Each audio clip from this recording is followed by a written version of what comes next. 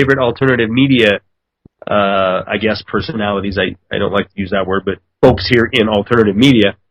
Mitch Santell. Now, Mitch like I said, he's a producer for Vinny Eastwood's program, and I was just going to ask him before we went live where him and I have been on the air together, because I know we have, but don't answer that yet, Mitch, because I want to say, guys, we have the Justin TV. We have about 65 people, I think, in the chat room. We have about 26 or 30-ish on Justin TV. For those of you who are sending me the messages about get the Justin TV back up and running, I hope you're in the room. If you're listening and not in the Justin TV feed, get in there and we'll let you watch me do this part of the program.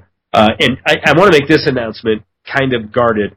I know that the studio is working on a way to do this through not only audio but a video feed as well, and there'll be more to come on that. They're working on getting the proper equipment set up so that we can broadcast not only audio but video feed in.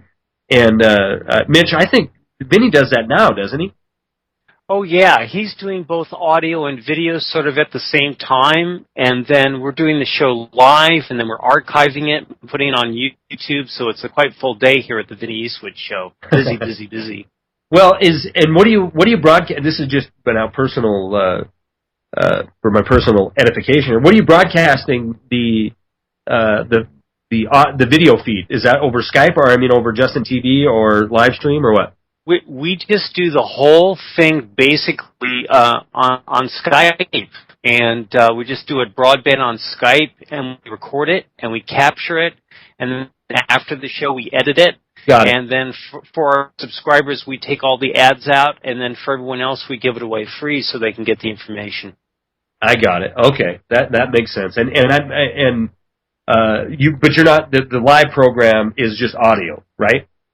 It's just audio right now. Okay. We'll eventually have video, but for right now, it's really about the audio, because remember, we're about 12,000 miles south of you. Oh, that's right. Maybe I should probably let folks know. Mitch Santell, of course, he's producer for Vinny Eastwood's program, but they are in New Zealand, and he was talking to me before we went on the air about the first thing he said was, Charlie, they're doing the exact same thing in New Zealand as they're doing here, and it's not a surprise. But Mitch, why don't you go ahead and tell us, what the parallels are and the amazing coincidences that we see in Europe and the United States and New Zealand. Well, it's so interesting. There have been many times over the last year that my wife actually called me delusional, and I said, "Honey, why are you calling me delusional?" And I said, "We came to New Zealand. We thought we could hit the restart button on our life, that everything that was going on in the States absolutely would never come here. They did Lord of the Rings here. But in the last 2 months, I've watched, Charlie, more things come down. They have this Trans-Pacific Partnership Agreement, which is basically like NAFTA. Right.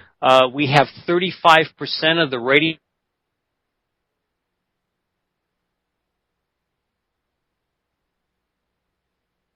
Mitch, did we lose you? We've got the water is fluoridated in all the cities here. Wait, just like go back to the where you were talking about the New Zealand NAFTA, because we lost you for just like 3 seconds there, and I want to make sure we get all that in. Yeah, the Trans-Pacific Partnership Agreement is basically an agreement that is just like NAFTA, and it's going to further restrict the independence and sovereignty of New Zealand. And so it's just like NAFTA. There is no difference. In fact, in some ways, it's even more sinister. So it's not a cool thing. And New Zealand is what, 3 million people? New Zealand is about 4.2 million people. Supposedly it's a nuclear-free country, but this is the thing that just blew my mind. Are you ready? Vinny would have a drum roll if he was on right now. New Zealand, as of 8 weeks ago, Charlie, is now part of NATO. Oh, well, then you're a nuclear power all of a sudden, or at least you're allied with.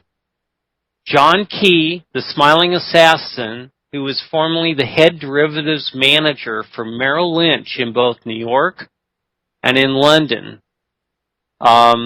signed New Zealand under NATO. So welcome to the Brotherhood.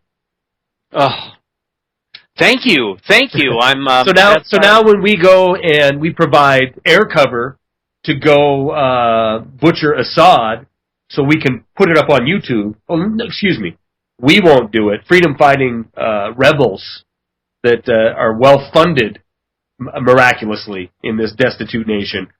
Freedom-fighting rebels will butcher him, and then they'll put the video up on YouTube. And then together, us being partners in NATO, we can take credit for bringing another democracy to that region of the world. That's correct. And here's the other bizarre thing, too, that's happened in New Zealand. The Kiwis are slowly starting to wake up because, you see, now we have the New Zealand Army in Afghanistan guarding all the heroin and poppy fields just like the U.S. troops. And last week there was a coalition green-on-blue attack where 6 Aussie soldiers were killed. Have any New Zealand soldiers come under fire, under attack? Same thing. 2 weeks ago, we had 2 New Zealand soldiers killed, and then the week before that, 2 New Zealand soldiers killed, and then the week before that, 1 New Zealand soldier killed. And so the 4.2 million people, are they waking up, or are they like, here, we're watching, New Zealand's Got Talent? Well, it's New Zealand's Got Talent because right now, as an example, in the year 2013, they are going to turn off the analog television system in New Zealand. Isn't that interesting? And it's only going to be have all digital. Same thing. The other thing that absolutely blows my mind, for those of you who have seen, Why Are They Spraying Us, right? Right. I came to New Zealand on vacation in 2006, moved here in 2007, and starting in June of 2008, Charlie, guess what they started doing here, man? Are you serious? They're spraying, all of a sudden you have grid work in your sky? Every day.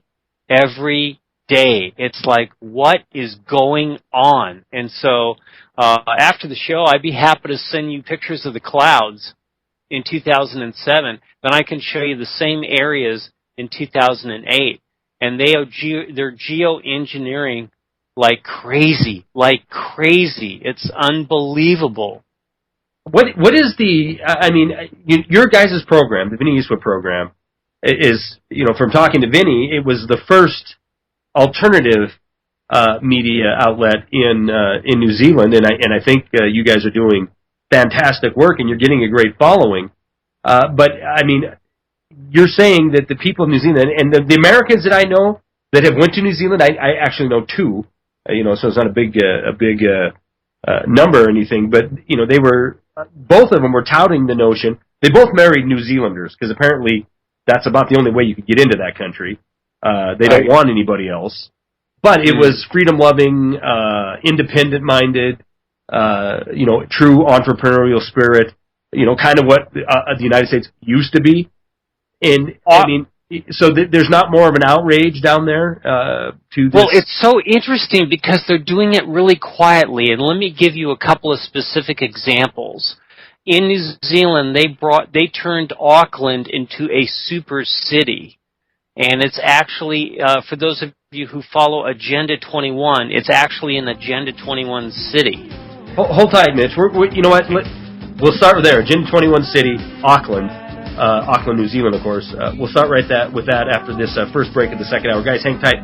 We're going to be back with Mitch, a producer of the Vinny Eastwood program, in 3.5 minutes. Property rights. You won't be able to grow your own food. Everything will be turned into a corporatocracy. For those who have followed the Supreme Court decision in 2010, it's kind of interesting, and Google was involved in this decision, believe it or not, where they said that corporations actually have a soul, that they're actually a person. So I always tell Vinny and everyone that I know, since individuals no longer have any sovereign rights, and since America was a constitutional republic, or as Benjamin Franklin once said, it's a constitutional republic, keep it if you can. It's basically from New Zealand. We look at the U.S. Constitution, the Bill of Rights, the whole thing is already being over, and Auckland is now a super city.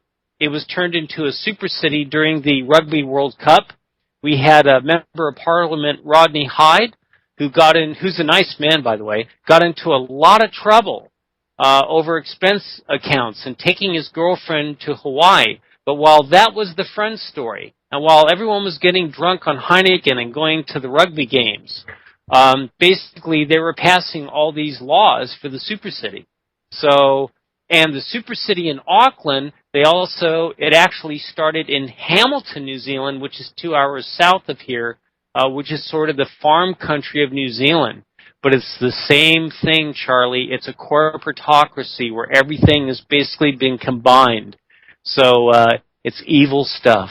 It is evil stuff, and it's amazing. And Eric and I were talking in the first hour that, you know, here in the U.S. we have this theater going on with the conventions, of which, you know, you're an American, so you know what that's all about. But and they're talking about topics that are, you know, we're playing the game. Look, you can go right now on YouTube, and you can put in Bill Clinton and you can put in Paul Ryan. Put those names together, and then just hit enter, and the first thing that'll probably pop up is a video where they're chums. They're talking about, you know, the debt deal, and we got to figure out something on the debt thing. But it's supposed to be off camera. It's just a whisper between the two. And yet last night, I don't know if you stomached it through the convention last night. I did, only because I knew I'd want to talk about it today.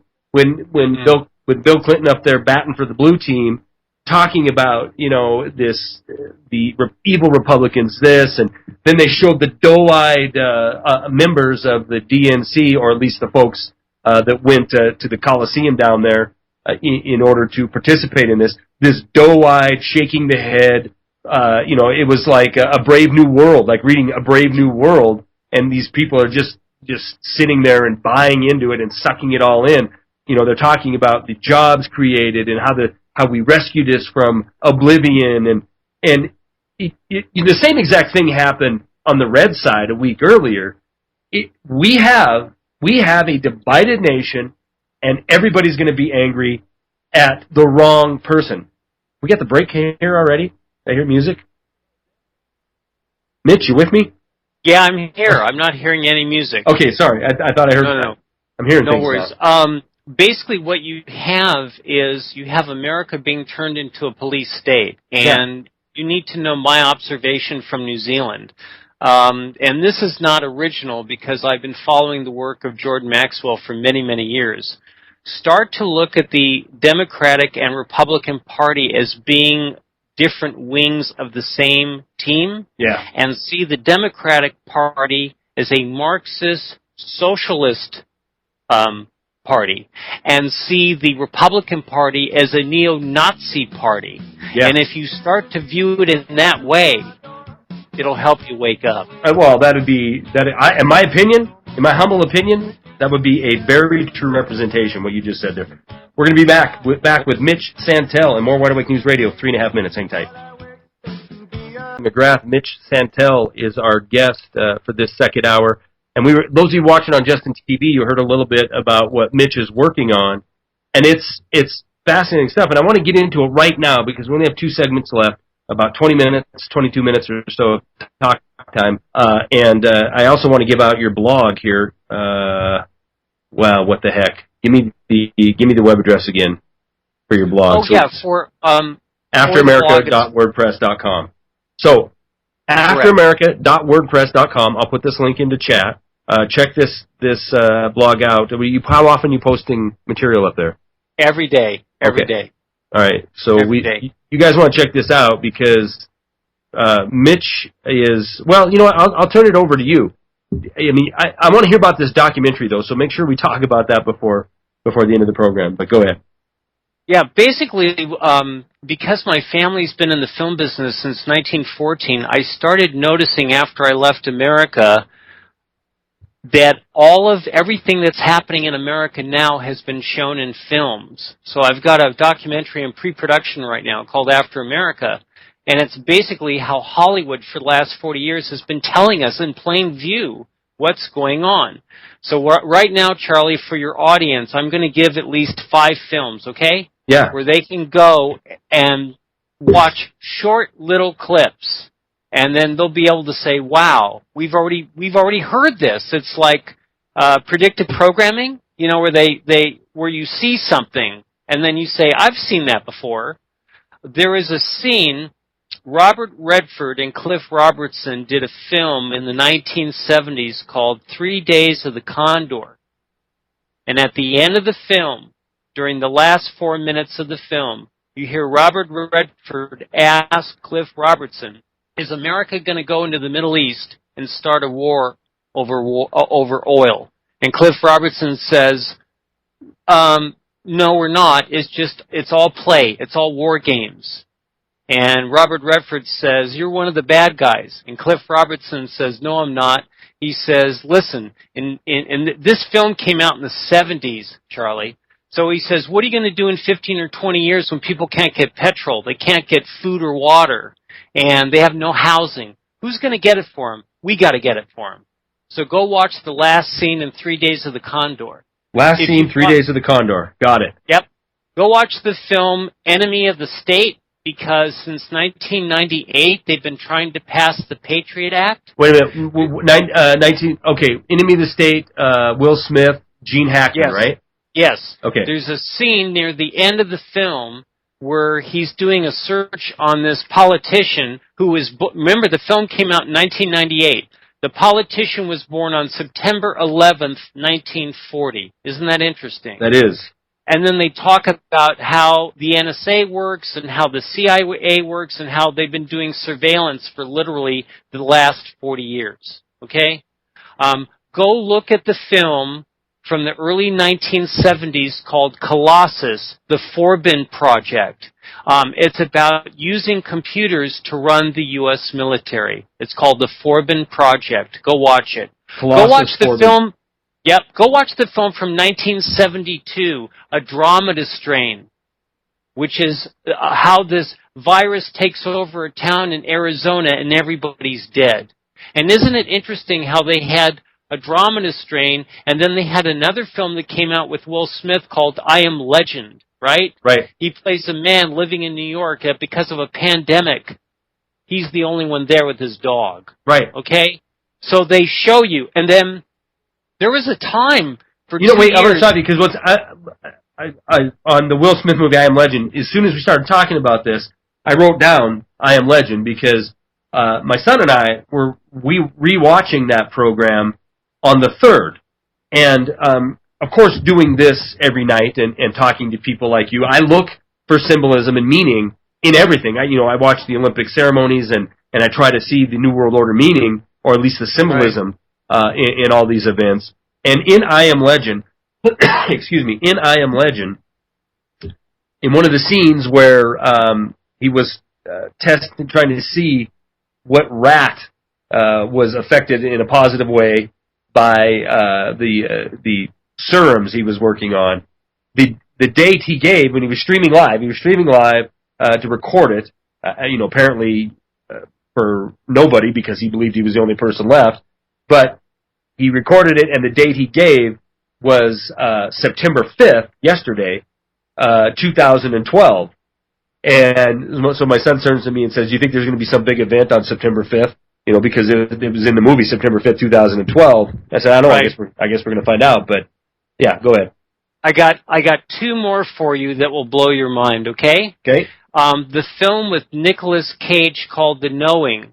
Oh, yeah. Where he's a psychic, and he uses numerology. And in the film, they talk about an oil event, an explosion in the Gulf of Mexico that leads to the worst oil spill in the history of the United States. And they show a rig burning. They show a rig burning just like it did. Yeah, I remember that. So everything we've seen. Now, the ultimate film that has now become a cult hit and has been something I've been telling people to watch since 2001. Not and the a road, film I that hope. What? Not The Road, I hope, because that was depressing. No, there's a film that I can't watch without just the tears rolling down my face and I just choke up, and so I don't watch it too often. It's The Postman with Kevin Costner. Okay. And it's the scene where the guy who's his nemesis, who's the former copy machine repairman? Yeah. Yeah, says, the United States does not exist anymore, and he says, who's responsible for that? And he burns the American flag. And if you start to look at these scripts, and if you start to look at why do they make the films they make, if you want to know the ultimate propaganda film, go watch Wag the Dog and listen to the beginning dialogue where Robert De Niro says, he explains about how during the Iraq War they had this bomb and they kept showing this bomb going down the chimney. And he says, well, was that real or was that a studio? And he says, well, how do we know? How do we know? So Dustin Hoffman says, so let me get this straight. You want me to produce your war. So remember, Vietnam ended because there was footage coming out by the mainstream media into America, and people fought back. And you have to remember that since 2001, because of the Telecommunications Act in 1996, signed into law by Bill Clinton, we've gone from 53 media companies down to 4 or 5. Yeah. Is it 6? Okay, it's 6. The 6 control about 90% of the news that we get to that's disseminated to the people. And exactly. I want to ask you this. We have about a minute before this last break. First of all, Centerville in the chat room found the last scene of 3 Days of the Condor. So I'll play that on the backside of this break. It's a minute, 37 seconds long, so we don't have time to do it now. I'll play that clip when we come back. But also, Ohio Prepper asked, why would the Illuminati give these signals in these movies? And that's a good question. Oh, I have the answer for that. Do you want it now or do you want it after the break? Start it now, and if we can't get through it all, we'll continue. Okay, basically, the New World Order, the Illuminati, their charter is that they have to tell you what they're going to do to you before they do it. And then they give you a period of time to see if you're going to stand up or not. And that's out of the charter. That's out of their charter, that they have to tell you what they're going to do. Yes. Interesting stuff. All right, when we come back, we're going to play the last scene of 3 Days of the Condor and listen to this example that Mitch has told us about. We'll be right back. 3.5 minutes. Hang tight. Those of you watching on Justin TV, we were going over movies that have symbolism, at least if you believe the New World Order is... or these elite are broadcasting what they're going to do. And I was talking about The Road. If anybody knows what was the event that caused the calamity in the movie The Road, put it into the chat, because I think I've watched it twice now, and I don't think they ever gave what the calamity was, what brought the world to the dark place that it was in. It only showed some, like a radio broadcast or television broadcast of an emergency broadcast network, and then he fills up a bathtub, and then they all go into this hellish world of random earthquakes, all the plant life is dead, and, this horrible, post-apocalyptic type scenario. So if anybody knows what was the reason for it, put that in the chat room. But then, Mitch, you were talking about The Day After Tomorrow. I didn't realize that was an Art Bell that was book. Art Bell's original book. Yeah, Art Bell's original book was called The Quickening and was all about how the weather was going to go pear-shaped and was going to go crazy.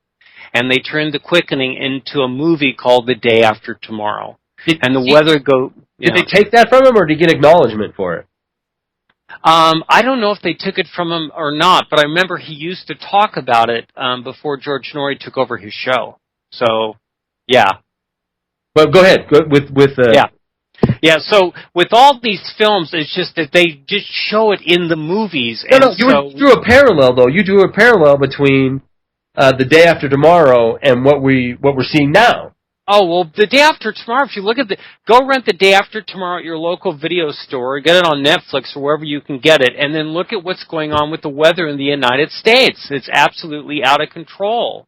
I mean, the swarm of earthquakes that happened in California, the amount of tornadoes, the amount of I mean, in New Zealand, I'll give an example. In 2010, we had one of the warmest summers that we've ever had in New Zealand, and they said, well, we have kind of an El Nino going on in New Zealand, and it's going to be this way for another 3 to 5 years. Then the next year, which was then 2011, last year, we had the coldest summer we'd ever had, and we had mainly rain last summer. So crazy. There's so much weather control that's going on. There's no doubt about it. We've been talking a lot about it on the program lately. Hey, were you going to play the clip? Yeah, I'm going to do that. And we do have a caller from Washington. And caller, we're going to go to you, but let me play this clip. It's only a minute long, but this is the final scene of 3 days of the Condor. And let me get this set up so I can play this clip. And here we go. Just look around. They've got it. That's where they ship from. They got all of it.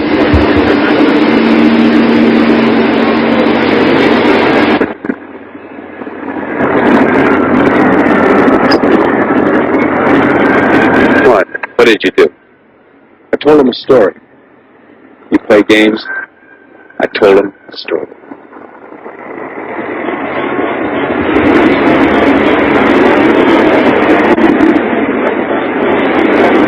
Oh, you poor dumb son of a bitch. You've done more damage than you know. I hope so.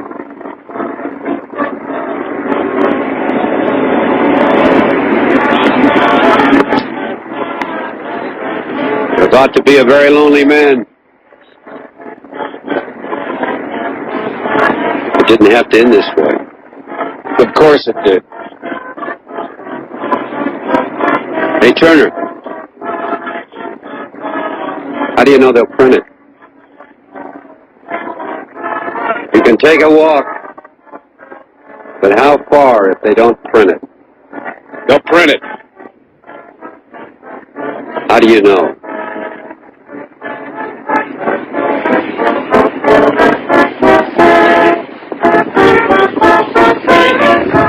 Okay, well, I don't think that's the final.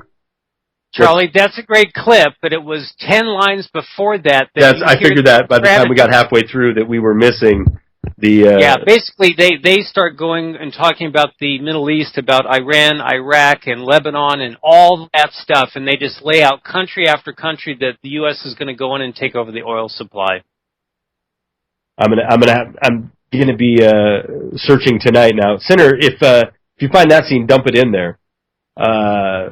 Okay, we have a call, and I'm reading the chat now. Charlie needs to take more calls. And you're right, guys, I do, but we usually get so busy that sometimes I forget to check that I have calls on the line. So let's go to Richard from Washington. Richard, thanks for calling. I appreciate your patience. Yeah, good afternoon. And if you're into recent movies, you can go to The Bourne Legacy. That shows you just how all-pervasive their scrutiny of you is. I didn't see that yet. Give us a taste of what you're talking about.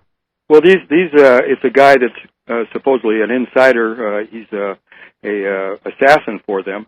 He knows all the operation, but they still, even though he knows everything, they track him down because the satellites and the chips and the cameras on every corner. I mean, they know exactly where he is most of the movie. He just has to stay one step ahead of them, and it's kind of a battle of wits. But it really shows you, just like Enemies of the State, how all-pervasive the surveillance is.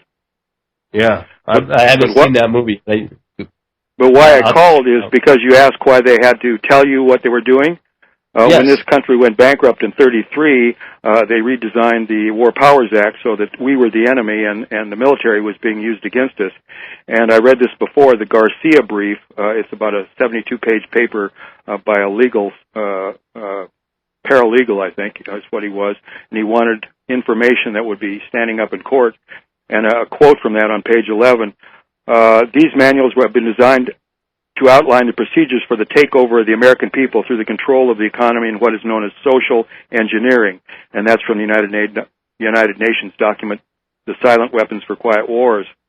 Social engineering is a type of biological warfare that has been continuously implemented upon the American public since 1954 for the sole purpose of conditioning and maintaining voluntary consent. That's why they have to do it. If you see this stuff and you don't do anything like was pointed out by Mitch, you voluntarily consent for it, and you are subject to it. And that's what is exactly the way they play it. So they let you know everything that's going to happen, and when there's no, like Mitch says, protest or rebellion, they know that you've agreed to it, and you just have to follow along at that point. Or won't have any protest to it. Go ahead. Well, you know what's interesting, Richard? In New Zealand, the people that are really awake here believe that the United States currently, in 2012, what are we in, September? Yep. A lot of New Zealanders think that the U.S. is already under soft martial law right now. Oh, it's been under martial law since the Civil War. You actually check every time Congress comes in session, they renew the War Powers Act, which put us in military martial law. So every state has a base. They're ready to operate. What people don't understand, the only thing that's happening is they're actually showing you that you are under martial law. It's not that you aren't. It's the fact that they haven't yet pulled the noose tight, and you don't really realize that it's already in place. Well, I think what Mitch is saying is a lot of them think that they are starting to pull that noose tight, and they are. I mean, that is... Well, go ahead. Here's why you know you're in a police state, okay? In New Zealand, the police officers in New Zealand do not carry tasers. They do not carry guns. They do not wear sunglasses. They look you straight in the eye. They are very kind. They follow the law, okay? There's a rule of law here still. In the United States, what you're watching, and it scares the heck out of me, Charlie, is the militarization of local police forces. I'm not saying there's not good cops out there, but the amount of people I see beat up by police officers in California or tasered or thrown in the back of cars, I mean, it's pretty scary stuff. Absolutely. Absolutely. And even worse than that is each city now has got a SWAT team. So we've got black, robed, hooded enforcement agencies that'll come down as soon as a problem gets out of hand, and you never know who it is or how it's happening. Yeah, but it's and right here's on top the of other point, Richard. What I'm concerned about is something called post-traumatic stress syndrome.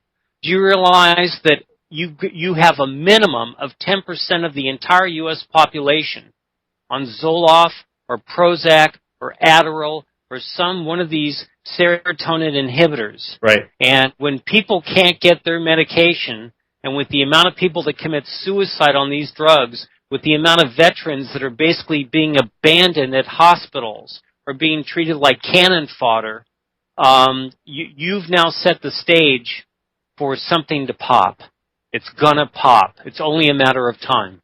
There's no doubt about that. Richard, did you have any final thoughts? We're about a minute away from being done. Yeah, and you've brought this out on the show, Stockholm Syndrome, the Stanford prison experiment. When you combine the two, we've got people looking for authority, and when they get into trouble, they assume they're the victims. They're the ones that are deserving of the punishment. So the whole thing comes together with a whole psychological ploy that implements the martial law that's already in effect. No doubt about it. No doubt about it. Richard, thank you very much for the call. I appreciate it. You're welcome. The only thing I did want to share, Charlie, is if everyone will take the time to check out the VinnyEastwoodShow.com, and if any of you know anyone who can donate even $5 a month to keep Vinny on the air as his producer, I'd be most appreciative, because he does his show only off donations. VinnyEastwoodShow.com, is that right? The VinnyEastwoodShow.com. Why? Because it's the question we want to know on the show. Yeah, wait a minute. It's the lighter side of genocide. I love Vinny Eastwood. I love what he's doing down there. And Thank you. Yeah, and it's my pleasure to let you announce that. The Vinny Eastwood show. Sorry, I'm going to do that again. The Vinny East. It's like me recording a commercial. You know, this is the thing. I do these TheVinnyEastwoodShow.com is the website that you visit. If you want to make a donation, they would greatly appreciate it. I was going to say that I record commercials and then these videos, and people say, I can't believe you got that done in one take. It's never one take. I should do an outtake video sometime, because it's freaking hilarious. But that kind of language I'm known to not use, and that's why I don't put out an outtake video. Mitch Santell, thank you very much, sir, for joining us. I appreciate it. Keep up the fight. Tell Vinny we said hello. You're welcome back anytime. Thank you very much, Charlie. I loved being on your show, and I listen all the time. I appreciate it, man. Thank you very much. Guys, please enjoy Jeff Rentz, because he is coming up next tomorrow. Complete coming. I jump on my mind. I summon the rhyme. I'm dumping. Feeling the line. I promise to let the sun in. Slip in the dark ways. We march to the drumming. Jump when they tell us that they want to see jumping. Dad, I want to see some fist pumping. Lift something. Take back what's yours. Say something that you know they might attack you for. Cause I'm sick of being treated like I have before. Like a stupid standing for what I'm standing for. Like this war's really just a different brand of war. Like it doesn't cater to rich and a fan. Guys, welcome to Wide Awake News Radio. I'm your host, Charlie McGrath. It is what is today? The 6th day of September, Thursday. Eric Lovely is joining me right now. Eric, how are you? Oh, I'm doing good, Charlie. I'm doing good. Okay. I got multiple things going on here. I have an applause coming in from my computer, and I thought it was you playing some kind of goofy sound effects for me, but it's not. It's Justin TV. Guys, I'm trying to get Justin TV up and running for you. So if you're in the chat room and you're looking for Justin TV, it should be up here in a minute. Eric couldn't make it here Tuesday, so we got a lot to catch up on. I'm not going to go into too big of a rant. I just made a video about this European debt deal that came out, and I want to cover some of these issues with Eric, so let's get right into it. First of all, if you're listening and not in the chat room, WideAwakeNews.com, if you do go there now, you'll realize that we have started using Shoutcast, so you don't have to hit the player button. It'll just automatically start going. WideAwakeNews.com, get in that chat room and join in the conversation. In a nutshell today, Eric, we had Mario Draghi. What a creepy name, first of all. Mario Draghi came out with a plan, a big plan, the OMT, right? We should call it the OMG, the OMT, outright monetary transaction. This thing is the epitome of what we've been talking about. Enslavement through debt. More and more debt. Get rid of the sovereignty of nations. Get rid of parliaments, in this case inside of Europe. Get rid of the people that can vote for their own financial future, and give all the power to the central bank. This thing does exactly that. It has 5 pillars. First of all, we only have to talk about one of the 5 because the other ones are irrelevant. I'll go through 2, 3, 4, and 5. 2 is unlimited purchasing, which means what? The ECB can buy ad nauseum. Why? Because it's just like the Federal Reserve.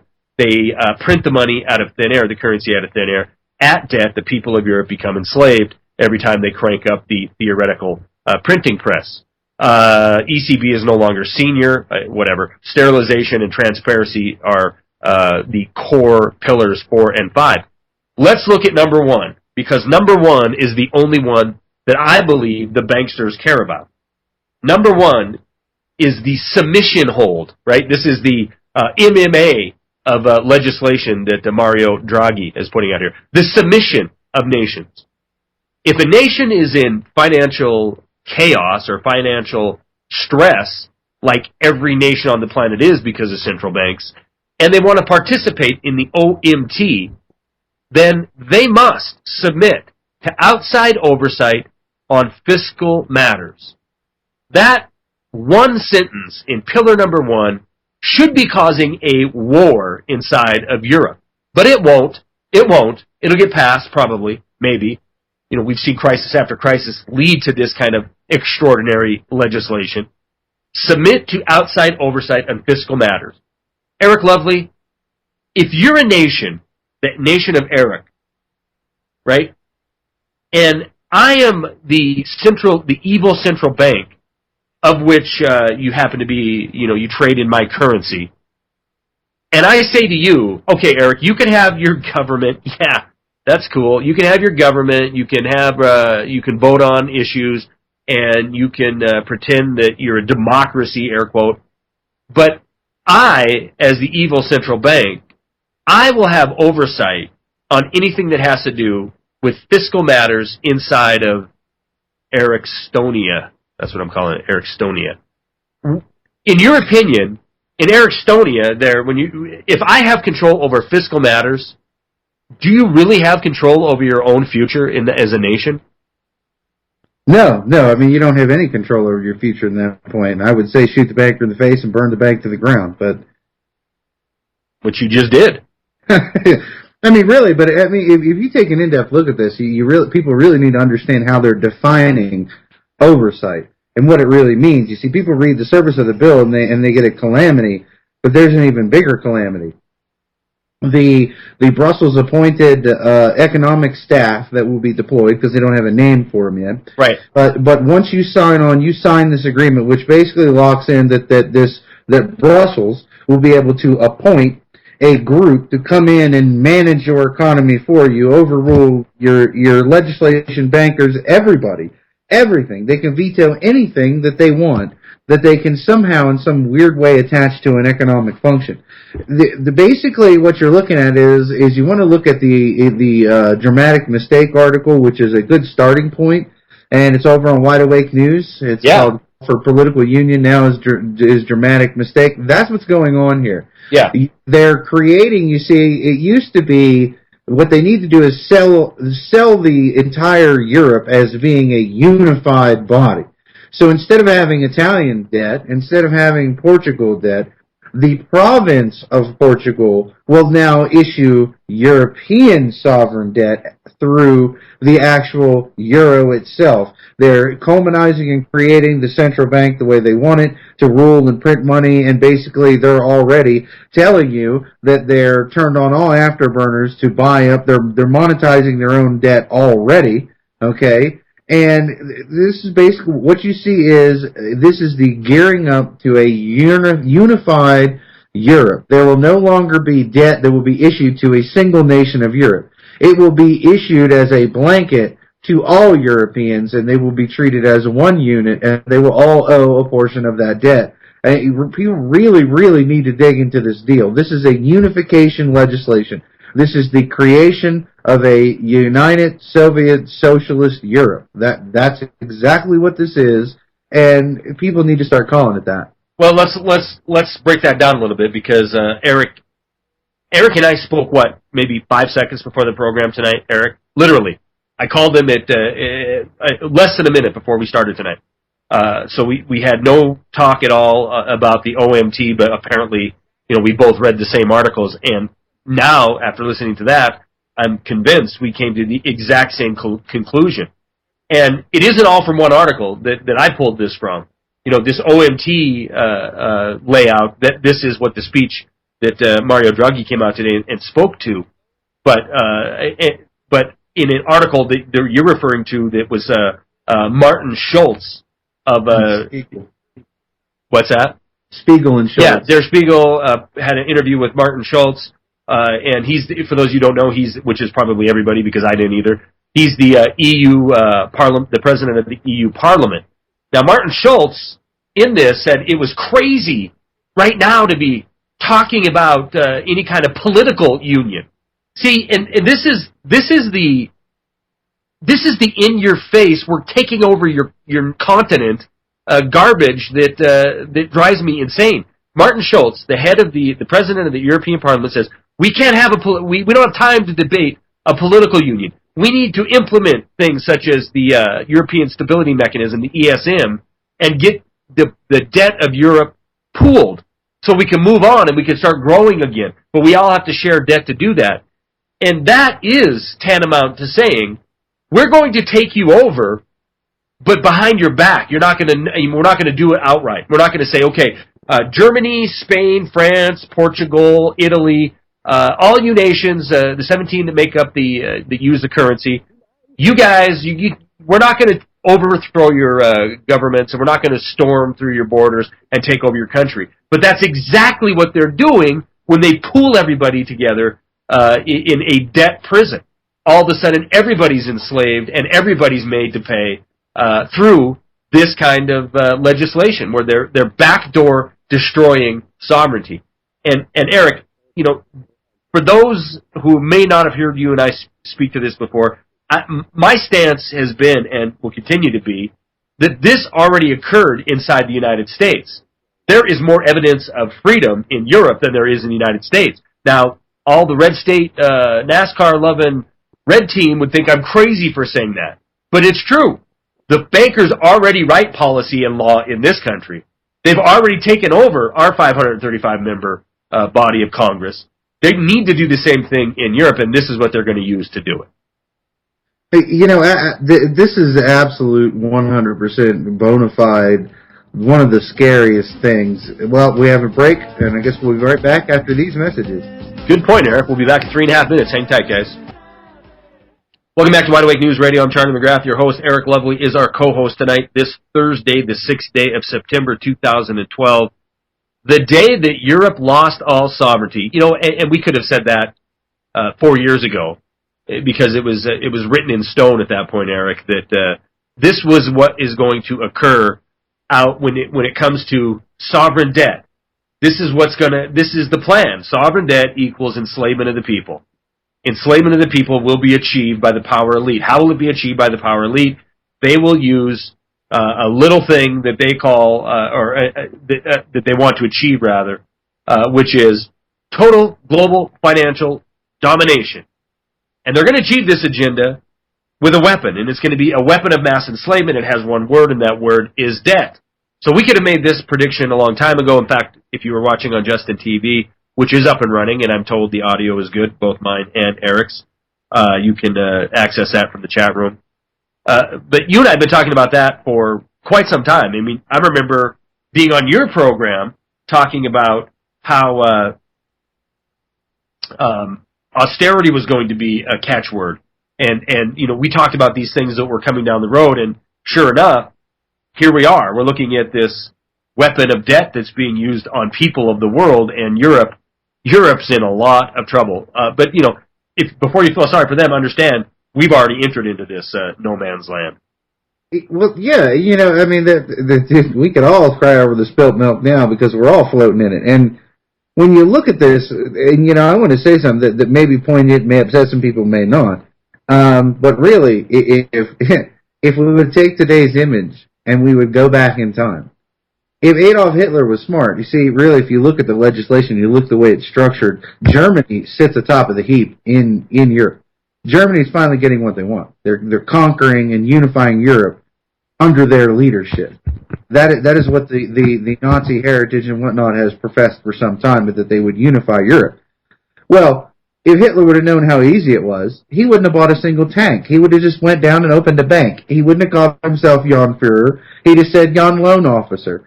You know, that's what he would have called himself. He would have been like, all right, I'm going to do all this. I'm going to lose millions of people, and there's still a chance I could lose. Or I could just loan people paper, and I can conquer the entire world.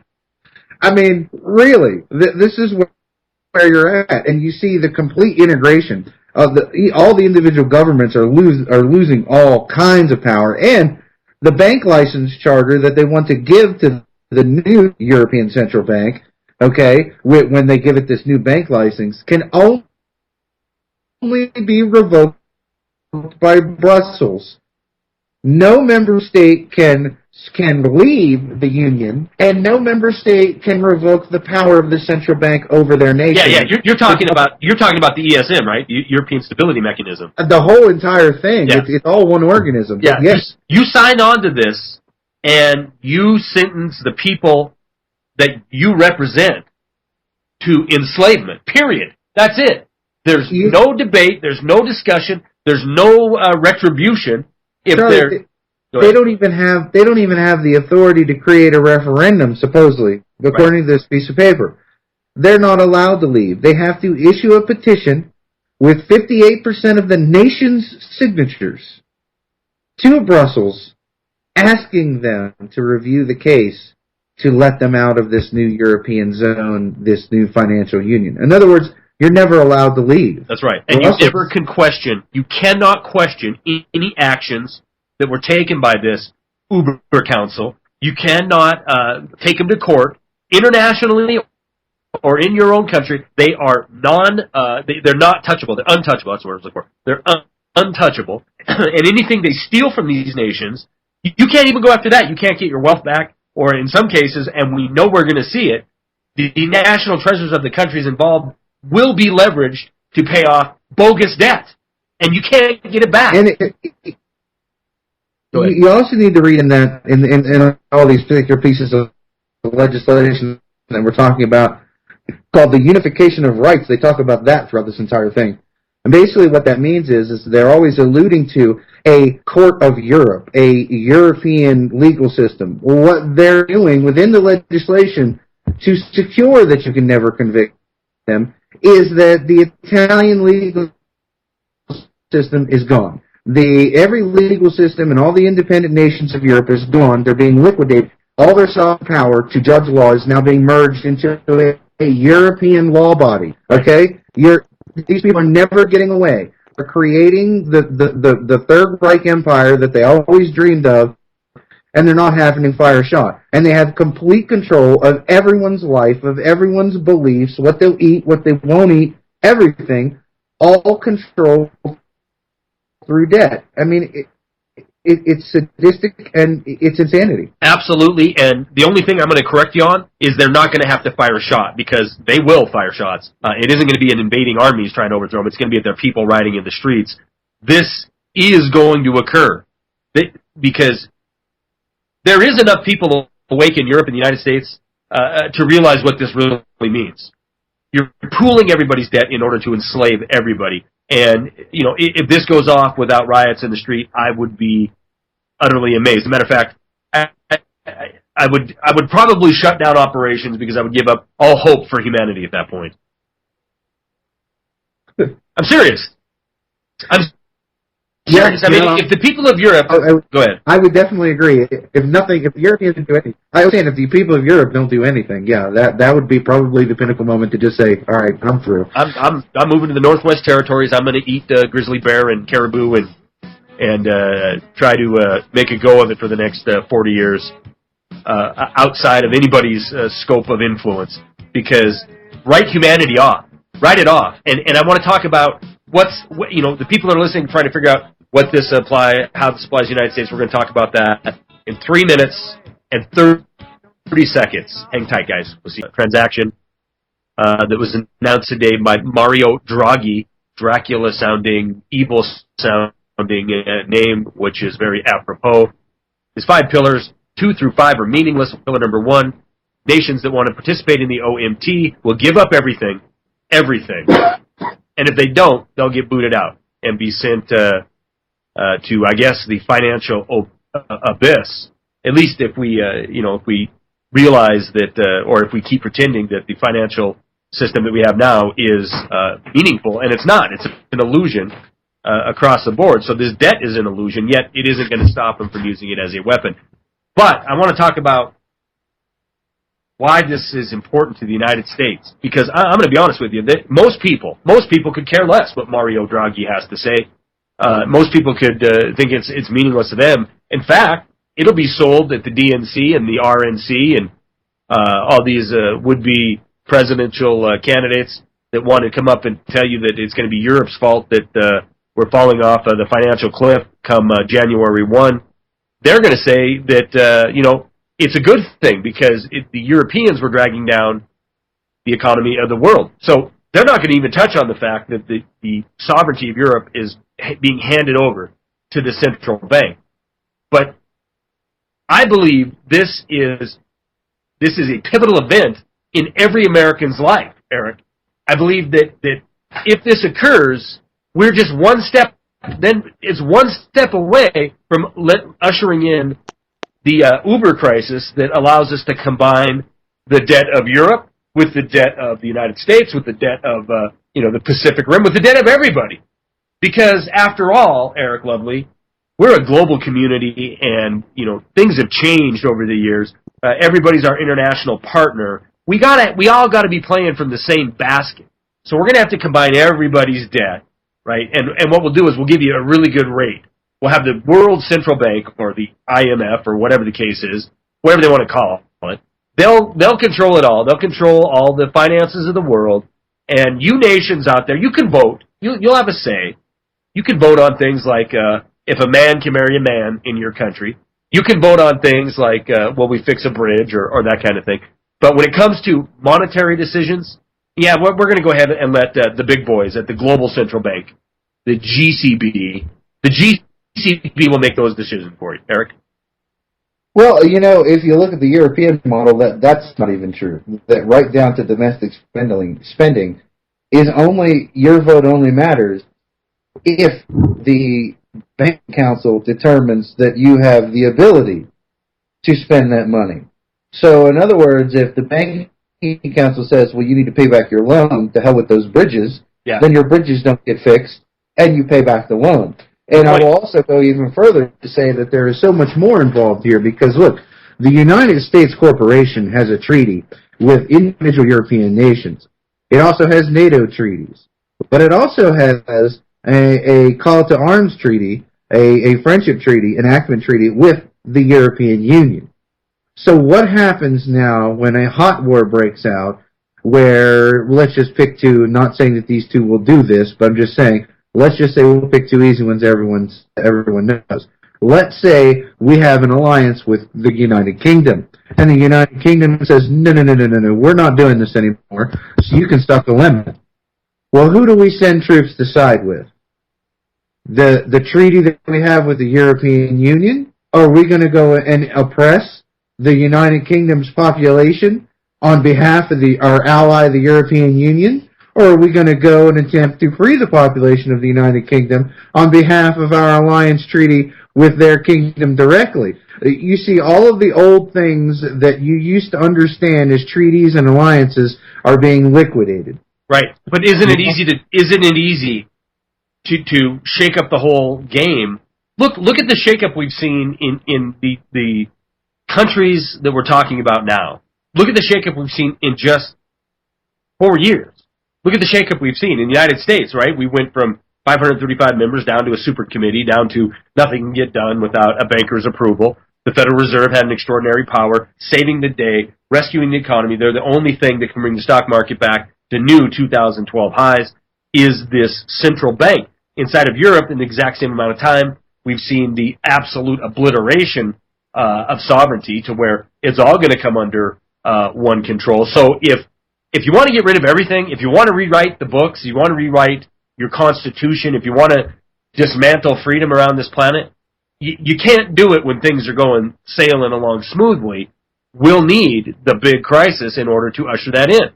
You need exactly what the Fabian Marxists have been saying for years: order out of chaos. You can't get a change if everybody's comfortable and happy. That's right. So you have to break things. Go ahead. What? Yeah, you just simply have to break things. I mean, that is the biggest thing here. It's the mantra that's being carried around the world now is that the only intelligent people left on the planet that can figure anything out are bankers. This is really the governments are touting these ideas.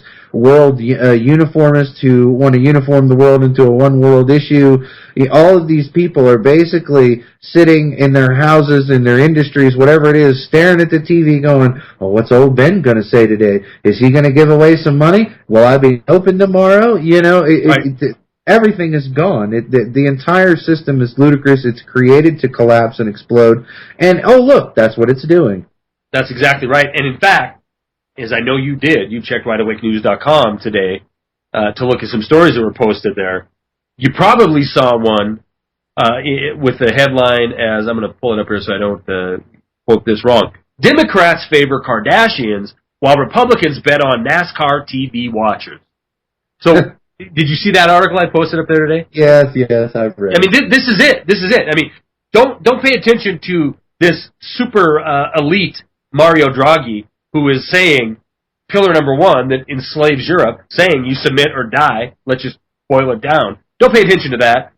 Don't pay attention to what's happening here with bankers running amok in this country. Pay attention to the Kardashians or NASCAR, and then you'll have a blue or red team. Look for your allegiance based on your electronic footprint you leave when you go online. Man, it's a sick planet.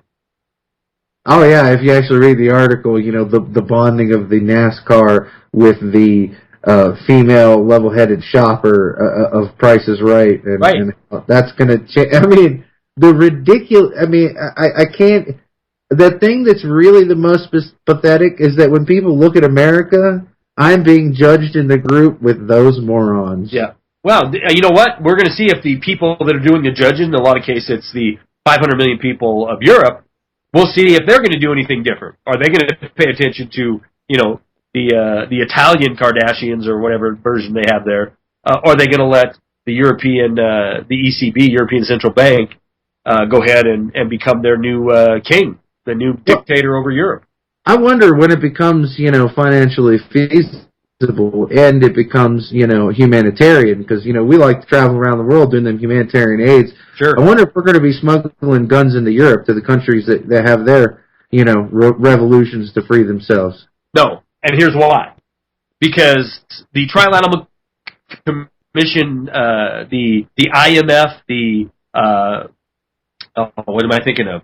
In New York, the foundation that everybody belongs to, that is in the uber elite. Central Affairs. Yes. The CFR. Yeah. The CFR, all the technocrats that belong to those organizations, the CFR, the IMF, they're in place inside of Europe, right? They deposed anybody that would stand in their way. So we're not going to arm those guys. We only arm the nation, the air quote rebels of the nations that say, I don't want to participate in your central bank scheme.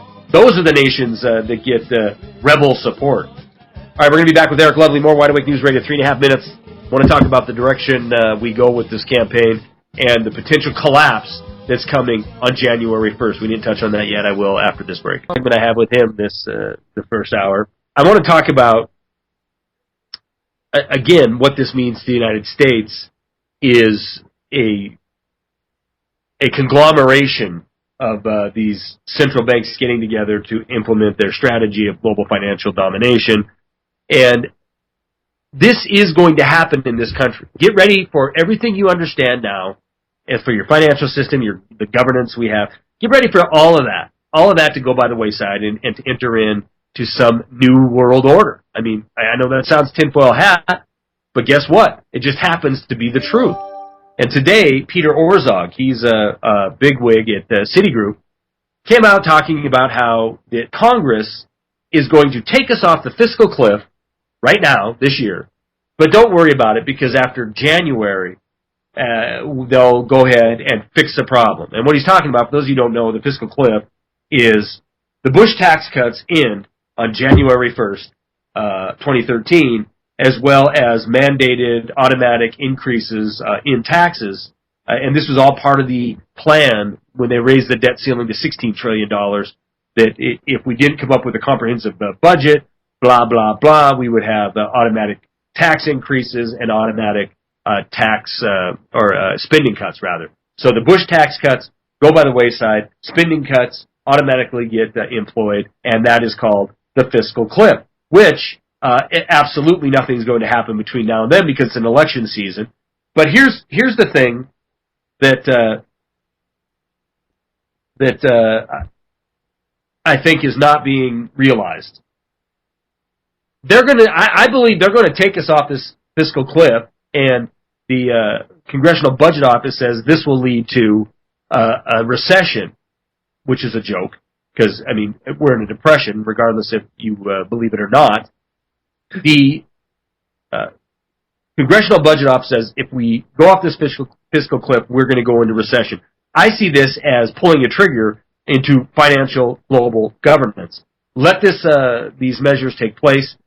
Let austerity happen without calling it austerity, right? We'll go off the fiscal cliff. We'll increase your taxes, and then we're going to cut spending. So the 165 million Americans who get some kind of check from the government right now, to feel all warm and fuzzy about their government because they're getting a check in the mail, which is over half the population. When austerity hits, it will be an automatic trigger. We couldn't do anything about it. It's an automatic trigger. We got to let the taxes increase. We got to cut spending because it was in the automatic trigger to raise the debt ceiling. Eric? Well, I really think it's ridiculous. I don't think anyone should even really worry about it. I mean, yes, it could cause multiple triggers of an off-the-cliff type of scenario. You're levied up on one side, down the other into all types of derivatives and things of that nature, which is then, that derivative money is then based to make loans. they call derivative creation actual capital. Then they take that money and it's all loaned to the hilt into just about every bank in Europe. I mean, there's no way to separate yourself from this. It doesn't matter where the problem happens inside the central bank realm. See, this is what you have to understand, is they dominate most of the globe, ladies and gentlemen. So if the crisis occurs anywhere inside their control zone, the entire thing is going to just burn away from the inside out in such a ridiculous manner. But people are so hyped up about these tax cuts and the fiscal spending cliff. Well, here at about in about January and February, okay, you're going to meet it's about an 8-month barrier for what's called the inflation swing. You're about to feel the inflation swing from last year's 20-some trillion dollars, okay, that was issued out of thin air and given away to all the banks of Europe, given away to foreign countries, nations, banks, commercial organizations, and so forth. Okay, this little pittance of a booger on the middle of nothing that we're talking about here with the tax increase and the automatic cut spending, what are we going to do directly after that when they swoop in to fix it and this inflation swing starts to land from the 20-some trillion dollars that we printed this year? Well, I mean, let's already look. You want to add a little to that with droughts that have hit across the planet, or natural disasters that are already causing an increased price in food. You know, what you have is pandemonium. You have crisis and you have chaos. And what comes out of crisis and chaos? The New World Order. NWO, baby. Ah, yes. It's so grand that we're all living in this wondrous world. And, you know, people want to get on me because I have these attitudes. I mean, you see nations around the world. I mean, everyone that you may have thought was a bad guy. Oh, you didn't like the French people because they weren't very nice, and you didn't like these people because they didn't put on their clothes. You know, you didn't like the Italians because all they did was lay around naked in the streets. And Italy was a pretty nice place to be at that point. But anyways, you know, when you have all these different things, all these different people that you didn't like anymore, well, don't worry, you're all equal now. You're all slaves. Every nation is falling, and at some point, out of all of these populations, no one is really refusing. No one is really resisting yet. This is the most amazing thing to me, that you can take over 2/3 of the world's, population and economic power and rope it into a complete Marxist, fascist, unified, central, disgusting blob, and everybody's okay. Everybody's got their iPods, or, you know, Britain's Got Talent, or Hunan Noonan TV from Florida, or whatever country you're from. Oh, what about all those mining people down in Africa where the central bank just went in and they just shot up all the mining workers, you know, because they wouldn't mine the stuff. Yeah, okay, this is the reality. This is the world you live in, you know. Talking about any other outcome is really quite ridiculous. This is what's coming. Welcome to the New World Order, and, you know, I'm sorry about Europe. I'm sorry. Some really nice places in Europe. I'm sorry most of them are going to get burnt to the ground. What do you think, Eric? Is there a timeline in your thought process before this crisis of reality is ushered in?